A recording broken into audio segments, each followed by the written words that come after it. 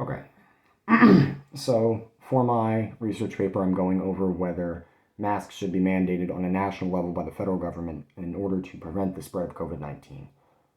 Despite the majority of the population supporting this, I take the stance that the United States government should not, on the grounds that a mask mandate would be ineffective in light of religious freedom, and masks being ineffective in spread prevention as well as harmful when worn for long periods of time for the wearer.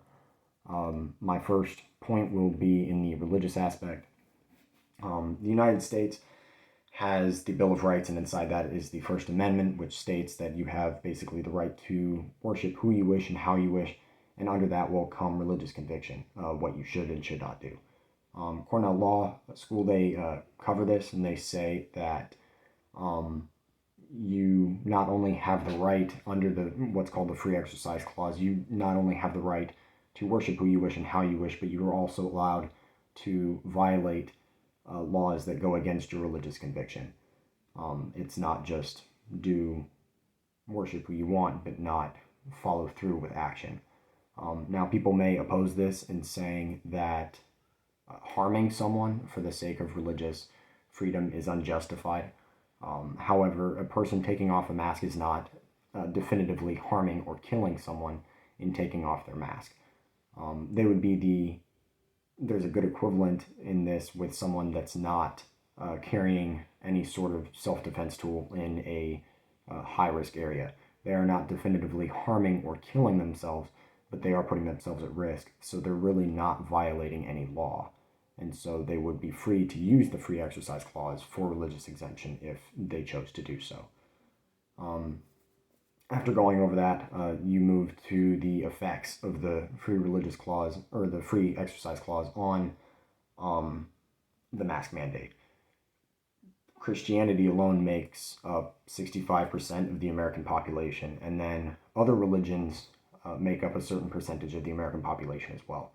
In light of that, that's over 2/3 of America. So even if 1/3 of America were to take a religious exemption against it, which they could, then you would have at least 100 million Americans, if not more, that would be saying, I don't have to, which obviously would then make the mask mandate ineffective.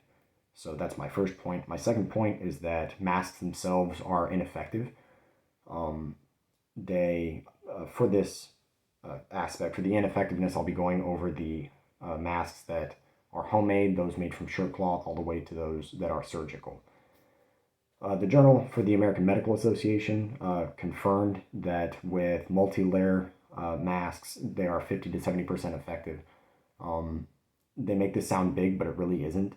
When you think about how we're giving off thousands of droplets with a cough and tens of thousands of droplets with a sneeze, some of those traveling at 50 miles an hour or more, that means that hundreds to thousands of particles are being dispersed just with a cough or a sneeze into the open area, even with masks being worn. So obviously then they would be ineffective in being worn, since you are still dispersing a massive amount of droplets and particulates that may be infected with COVID-19 into the air. So there's really no point in wearing them at that point. For the harmfulness of masks, I cover N95 masks. They have their name because they stop 95% of particulates from going through the mask itself. The counter-argument for this then may be, why don't you want to use them then? It is because they are harmful. With this mask, it creates a vacuum which seals everything off, and so you have to deal at this point with carbon dioxide. It's covered and established in Alex Berenson's book, Reported Truths of COVID-19, that you have high levels of CO2 will cause health deterioration, exacerbation of existing conditions, morbidity, and ultimately mortality. Reports of rashes, skin deterioration, and headaches were given by ClinMed journals. So if you have a severe headache, that can be very severe upon your work. So in light of that, you can't harm people in order to to come to a good conclusion of saving lives. So that's my argument.